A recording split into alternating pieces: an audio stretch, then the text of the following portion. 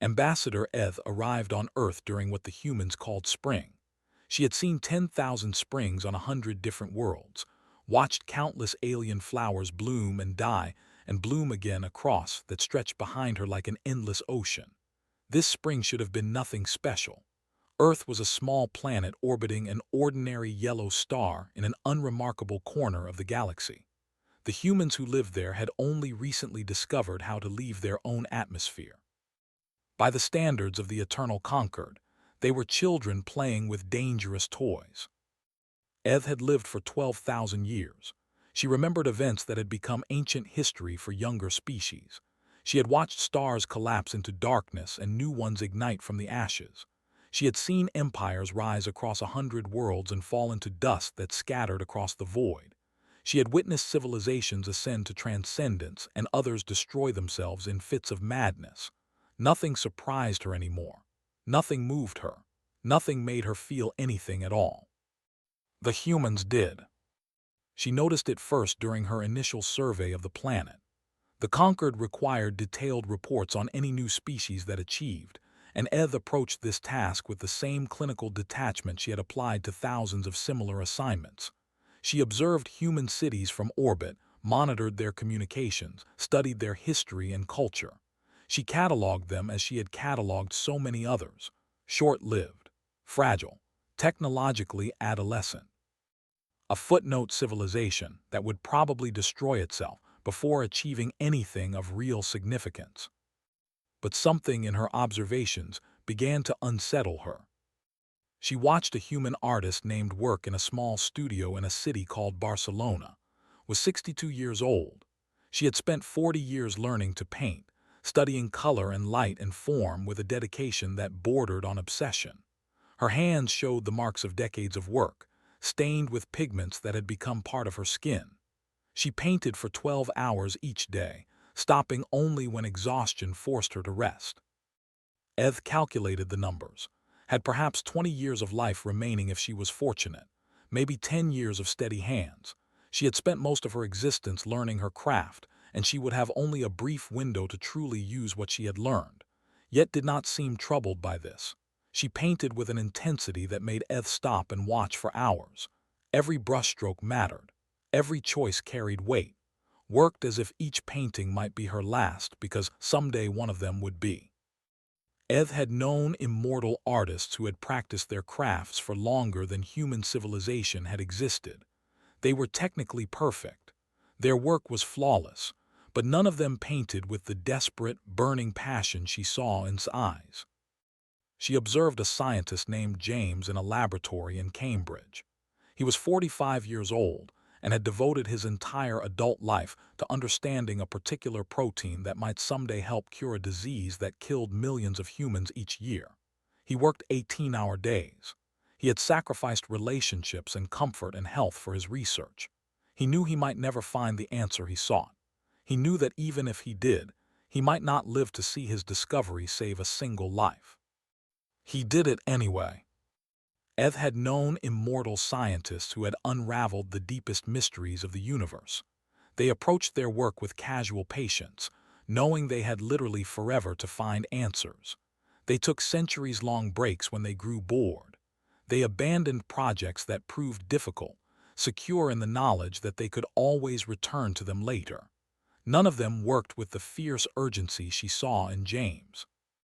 She established the embassy in a city called Geneva and began making direct contact with human governments. This was standard procedure.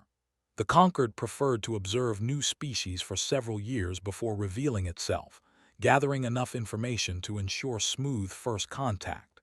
Eth performed her duties with professional competence, negotiating treaties and establishing diplomatic protocols. But more and more of her time went to something else entirely. She began watching ordinary humans living ordinary lives. She watched a mother named Sarah hold her newborn daughter for the first time. Sarah wept with a joy so pure and overwhelming that Eth felt an echo of something stir in her ancient heart. Sarah knew that her daughter would grow and change and eventually leave. She knew that she herself would age and weaken and die, probably before her daughter did. She knew that time would take everything from her eventually. Yet she held that tiny human with a love so fierce and absolute that it seemed to defy the universe itself. She watched an elderly couple named Robert and sitting on a bench in a park in London. They were both in their 80s. They had been married for 60 years. They sat together in comfortable silence, holding hands while pigeons gathered at their feet. They did nothing special. They simply existed together, sharing a warm afternoon that both of them knew could not last forever. Eth watched them for 3 hours. She could not look away. She had lived for 12,000 years. She had loved many times, or thought she had. But she had always held something back, always kept a careful distance, always protected herself from the pain of loss by never fully committing to anything or anyone. What was the point of deep attachment when everyone eventually faded into the blur of endless memory? She had learned long ago to care lightly, to love casually, to treat relationships as pleasant diversions rather than essential connections. Robert and loved each other with their whole beings. They had given themselves completely to each other, knowing that death would separate them, knowing that one of them would have to endure the loss of the other. They had chosen love anyway, chosen it fully and without reservation, and the depth of that choice made Eth's chest tighten in a way she had not felt for. She began filing longer reports. Her observations grew more detailed, more personal, more focused on individual humans rather than the species as a whole. Her superiors at the Concord noticed the change. They sent a query across the light years, their message arriving with the cold efficiency of beings who had long ago stopped wondering about anything. Why the obsession with such an unremarkable species? Eth read the message 3 times. She tried to compose a professional response explaining her interest in human psychology and sociology. She tried to frame her observations in the detached language of scientific inquiry. Nothing she wrote felt true. The truth was that she did not know why the humans fascinated her so deeply. She only knew that when she watched Sarah hold her daughter, she felt a longing she could not name. When she watched Robert and share their quiet afternoon, she felt an ache in her chest that frightened her. When she watched Paint or James research or any human pour themselves completely into a moment that would never come again, she felt something stirring in the depths of her being. It felt like waking up after a very long sleep. She had spent 12,000 years observing the universe with the careful detachment of an immortal. She had catalogued wonders and horrors with equal indifference. She had watched civilizations bloom and die and never truly cared about any of them, because caring hurt and she had learned to avoid pain by feeling nothing at all. The humans were different. They lived with death constantly beside them, a shadow that never left. They knew that every moment was borrowed, every joy temporary, every love doomed to end. Yet they did not retreat into coldness the way Eth had. They did not protect themselves by refusing to feel. They ran toward life with arms wide open, embracing it fully even though they knew it would break their hearts. She sat in her embassy late at night, surrounded by the quiet hum of technology that could have extended a human by centuries. The Conquered had such gifts to offer. They could make humans immortal if they chose. They could remove the shadow of death that haunted every human moment. But as Eth watched the lights of Geneva sparkle beneath her window, she wondered if that shadow was not a curse but a gift. She wondered if the humans would paint with such passion, love with such depth, live with such urgency if they had forever stretching before them. She wondered if she had lost something precious without ever knowing she had it. She returned to her reports, trying to capture in words what she was only beginning to understand. The humans had something the immortals had forgotten, perhaps something the immortals had never truly possessed, and Eth was no longer sure which species should envy the other. The message from the Eternal Conquered arrived 6 months after Eth submitted her latest reports. A symposium had been convened to discuss what the higher authorities were calling the human phenomenon. Representatives from 17 immortal species would gather at a station orbiting a dead star in the core of the galaxy. Eth was summoned to present her findings. She spent the journey preparing her presentation, but the words felt wrong. The conquered expected data and analysis. They expected clinical observations about human biology and psychology. They expected Eth to explain the humans the way she had explained 1,000 other species, reducing them to statistics and behavioral patterns that could be filed away and forgotten. She could not do it. Instead, she prepared to tell them about Maria. Eth had met Maria 3 months earlier, entirely by accident. The elderly woman had been sitting on a bench in a park near the embassy, feeding breadcrumbs to pigeons and squirrels. Eth had been walking past, lost in thoughts she could not quite articulate, when Maria called out to her. "You look like you could use a friend," Maria had said, patting the empty space on the bench beside her. Eth had stopped. She had intended to politely decline and continue on her way. Immortals did not make friends with mortals.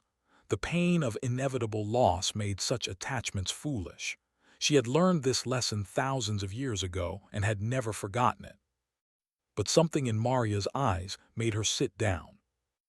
Maria was 73 years old. She had been a schoolteacher for 40 years before retiring. Her husband had died 5 years earlier, and her children lived in distant cities. She painted watercolors of birds as a hobby, baked bread every Sunday because she enjoyed the smell and the process, and called her on the telephone every single day. She was ordinary in every way that the conquered would measure. She had accomplished nothing that would survive her death. She possessed no special talents or knowledge.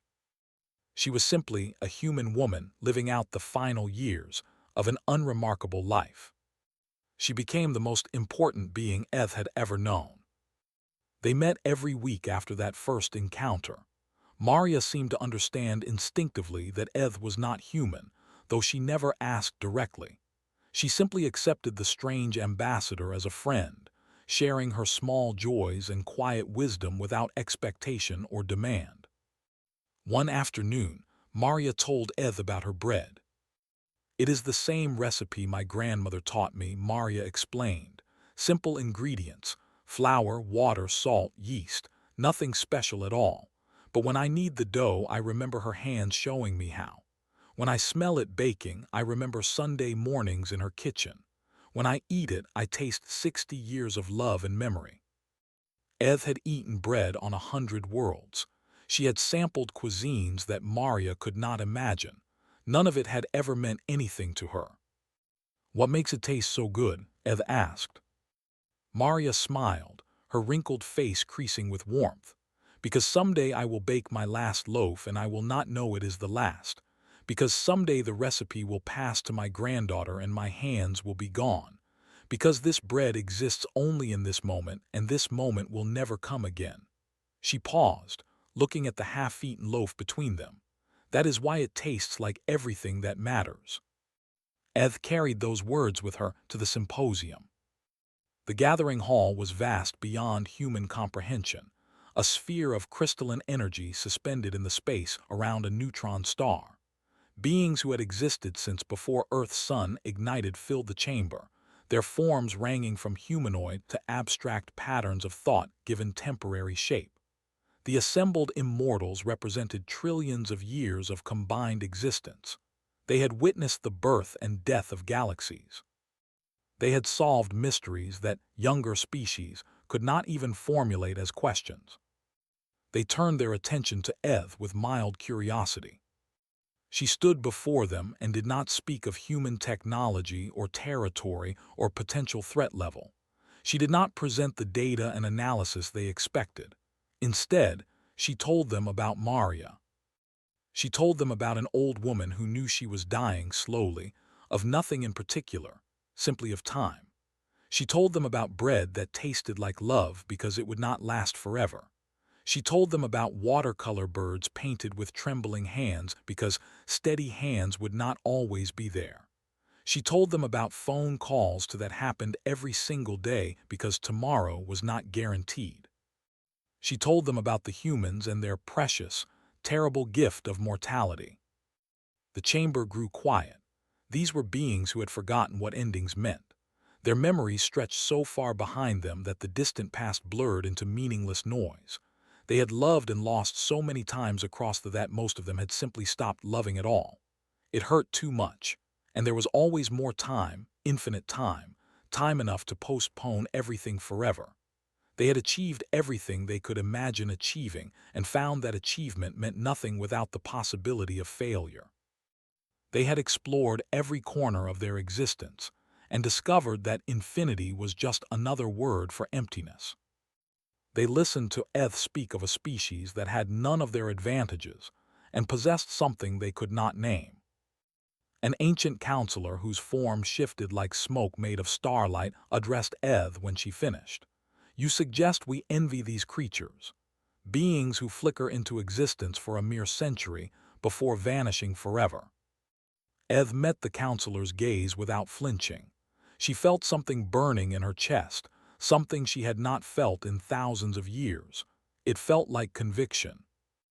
I suggest, she replied, that they possess something we have lost, perhaps something we never had at all. They know that every moment matters because every moment ends. They love completely because love must end. They create with passion because creation must end. They live with an intensity we have forgotten how to feel because we have no deadline to make our feelings urgent. She paused, looking around the vast chamber at the immortals who had gathered to study the humans as curiosities. Maria told me something before I left Earth, Eth continued. She told me that her deadline is her gift, that knowing she will die is what makes her alive, that the shadow of ending is what gives every moment its light. The chamber remained silent for a long time after she finished. Some of the immortals dismissed her words as sentimental nonsense. They could not understand what Eth was trying to express because they had forgotten the language of urgency and passion. They had existed too long to remember what it felt like to have something truly at stake. But others listened. Others felt something stir in the depths of their ancient beings. Others looked at Eth and saw a reflection of a truth they had been avoiding for. One of them, an entity older than most stars, spoke into the silence. I cannot remember the last time I created something that mattered to me. I cannot remember the last time I loved someone completely. I cannot remember the last time I felt truly alive. She paused, her form flickering with something that might have been grief. I have all the time in the universe, and I have wasted all of it. Eth returned to Earth carrying the weight of that admission in her heart. The symposium had ended without resolution. The conquered would continue to observe the humans and debate their significance. Nothing official would change. But something had shifted in the ancient assembly. Something had cracked open. And Eth suspected that the humans, in their brief and blazing existence, had planted a seed in the heart of immortal civilization that would grow for eons to come. She went directly from the embassy to the park, where Maria waited with her breadcrumbs and her smile. Maria died on a Thursday morning in early autumn. Eth was there. She had been visiting more frequently as Maria's health declined, watching her friend grow weaker with a pain she had not felt in thousands of years. The doctors said there was nothing specifically wrong. Maria was simply old. Her body was simply tired. She was simply reaching the end of a journey that all humans eventually complete. Maria seemed at peace with this. They sat together in Maria's small apartment during those final weeks. Maria could no longer walk to the park or bake bread or paint her watercolor birds. Her hands shook too badly to hold a brush. Her legs could not carry her to the kitchen. But her eyes remained bright, and she smiled every time Eth arrived. You are sad, Maria observed on one of those quiet afternoons. Her voice was weak, but her perception remained sharp. Eth did not deny it. I have watched countless beings die across 12,000 years. It never troubled me before. Maria reached out and took her hand. Her skin was paper-thin, her grip barely there, yet the touch carried more warmth than Eth had felt in. That is because you never let yourself know them before, Maria said. You kept your distance. All those years, all those worlds, all those people. You watched them from far away where they could not hurt you.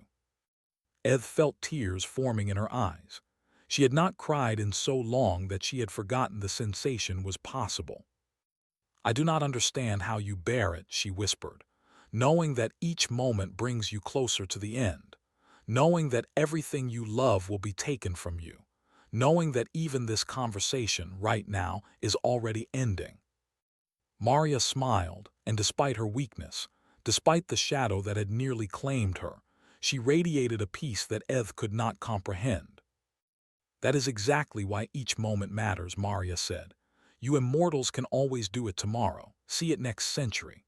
Love someone eventually when you get around to it, but we cannot wait. We have to live now because now is all we have. We have to love now because love cannot be postponed. We have to create now because our hands will not always work." She squeezed Eth's fingers with all the strength she had left. "Our deadline is our gift. Our ending is what gives our story meaning." Maria died 3 days later, quietly in her sleep, with Eth sitting beside her bed. The funeral was small. Maria's children came from their distant cities. Her wept and held each other. A few old friends shared memories of a woman who had lived an ordinary life and left an extraordinary warmth behind her. Eth stood at the back of the gathering and felt something breaking open inside her. She had existed for 12,000 years. She had witnessed the deaths of billions. She had observed the end of civilizations and the collapse of stars. None of it had touched her the way this small funeral touched her. She understood now what she had lost. She understood what all the immortals had lost. They had sacrificed depth for duration. They had traded intensity for infinity. They had gained endless time and lost the ability to feel that time mattered. They had achieved immortality and forgotten how to be alive. Eth returned to the conquered one final time. She stood before the same assembly of ancient beings and made a request that had never been made in recorded history. She asked for mortality. The chamber erupted in confusion. Immortals did not choose death. The concept was incomprehensible. Eth might as well have asked to become a stone or dissolve into vacuum. The procedure she requested was theoretical at best, dangerous certainly, probably irreversible. She chose it anyway. When the counselors demanded an explanation, she spoke simply. "I want to taste bread the way Maria tasted it. I want to paint a bird knowing it might be my last. I want to call someone I love knowing that someday I will not be able to call again. I want to feel every moment burn with meaning because there will not be infinite moments to waste." She looked around at the immortals who stared at her with something between horror and fascination. "I want to love someone completely, holding nothing back, protecting nothing for the infinite tomorrow that will never come. I want to be alive, truly alive, for whatever time I have left." The conquered spent several cycles debating her request. Some argued that she had gone mad, that exposure to the humans had damaged her ancient mind. Others suggested that her request was a form of suicide and should be prevented for her own protection. A few remained silent, listening, thinking thoughts they had not thought in. In the end, they granted her request. Perhaps they were curious to see what would happen. Perhaps they hoped to learn something from her choice. Perhaps, deep in the hearts they had long ago stopped using, they understood why she was choosing what she was choosing. The procedure was painful and strange. Eth felt parts of herself that had existed for 12,000 years begin to fade and change. She felt time settle onto her shoulders like a weight she had never carried before. She felt her future collapse from infinity into something small and precious and terrifyingly real. When it was over, she looked at her hands and saw them differently. These hands would someday fail. These eyes would someday close. This mind would someday stop thinking its thoughts. Everything she was had become temporary, mortal, ending. She smiled. She returned to Earth and walked through the park where she had first met Maria. The bench was empty now. The pigeons searched for breadcrumbs that no one had scattered. Autumn had given way to winter, and the trees stood bare against a gray sky. Eth sat down on the cold bench and felt the chill seep into her bones. She would feel cold now, really feel it, in a way she never had before. She would feel hunger and tiredness and eventually pain as her new mortal body aged and weakened. She would feel everything, intensely and urgently, because she no longer had forever to postpone feeling. She reached into her pocket and pulled out a small piece of bread she had baked that morning. Maria's recipe, simple ingredients, nothing special at all. She took a bite and tasted 60 years of love and memory. She tasted Sunday mornings and grandmother's hands and the warmth of a kitchen filled with the smell of rising dough. She tasted everything that mattered. She tasted life. Back at the Concord, the Immortals continued their endless existence. They debated and observed and recorded and forgot. They had all the time in the universe and nothing that made time matter. But some of them thought about Eve. Some of them wondered what she was feeling now, experiencing her first mortal winter, watching her first snow fall knowing she would not see infinite snows. Some of them felt something stirring in their ancient hearts when they thought about her choice. It was a feeling they barely recognized, a feeling they had not experienced in so long that they had forgotten its name. It was envy. They a species that lived and died in a cosmic. They beings who held everything loosely because everything was temporary. They creatures who loved fiercely and created urgently and experienced every moment with an intensity that immortality had stolen from them. They the humans their precious, beautiful deadline. And somewhere on a small planet orbiting an ordinary star, a former immortal sat on a park bench with tears freezing on her cheeks and joy burning in her heart. She had chosen to die. She had never felt more alive.